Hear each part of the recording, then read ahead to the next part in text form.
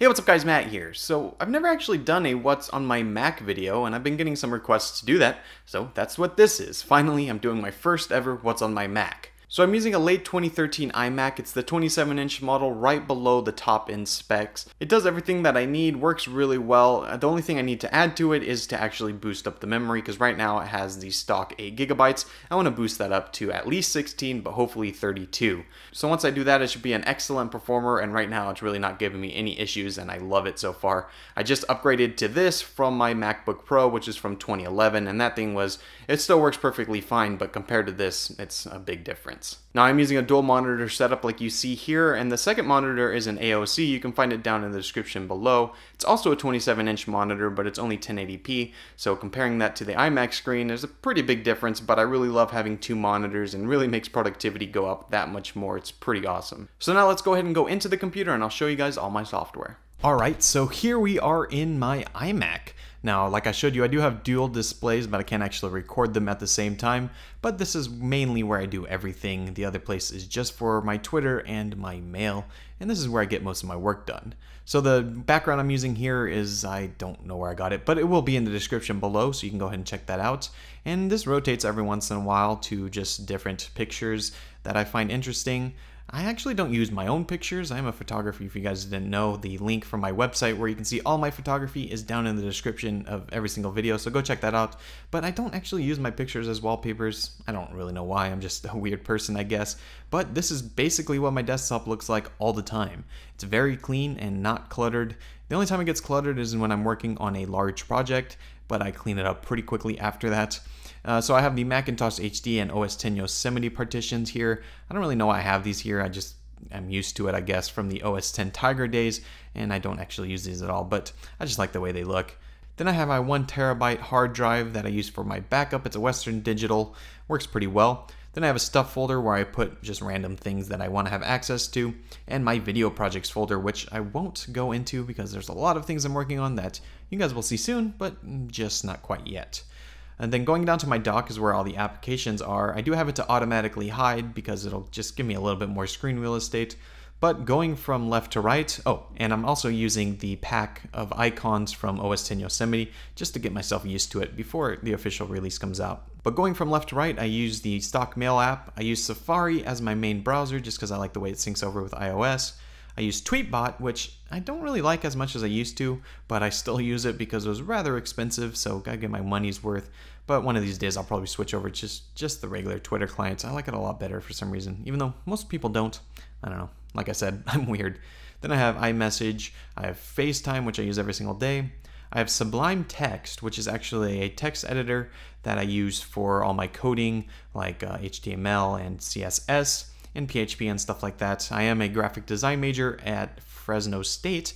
This is my senior year, and I use this for all of my web development stuff. It's just probably one of the better ones that I found out there for doing that kind of stuff. Then I have the font book because I'm getting tons and tons of new fonts all the time, and it's nice to have access to that. I have the calendar, which I use to just plan out my days and stuff, of course, as a calendar.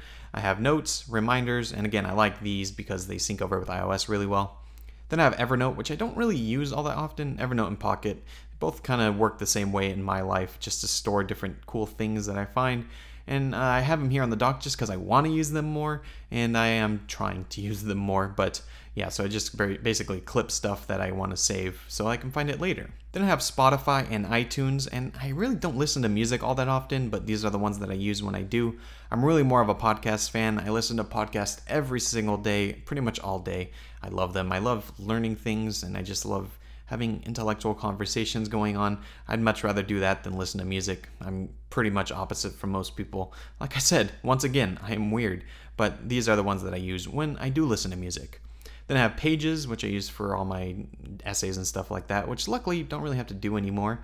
I'm in my later years of college, so the essays are waning, which is great. Then I have QuickTime Player, which I'm using to actually record this right now.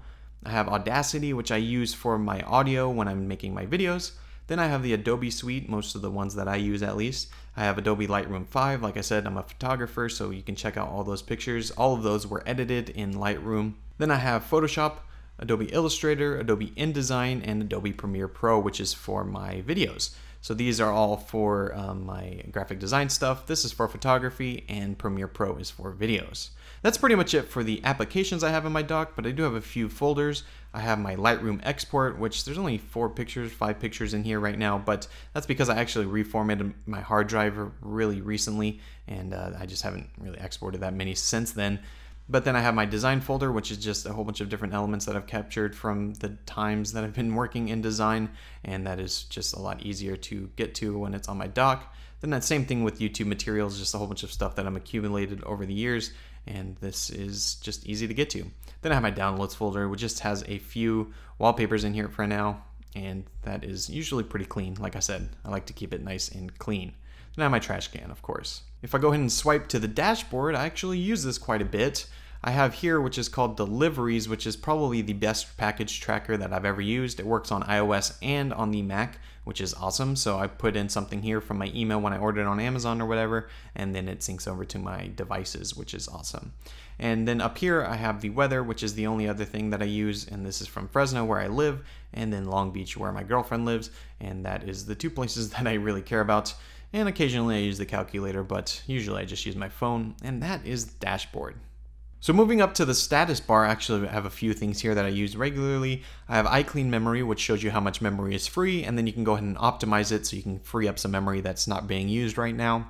Then I have this, which is called InstaShare, which is like AirDrop for your iOS device from a Mac, which I'm not going to need this anymore once Yosemite is officially released, but for now this is what I use.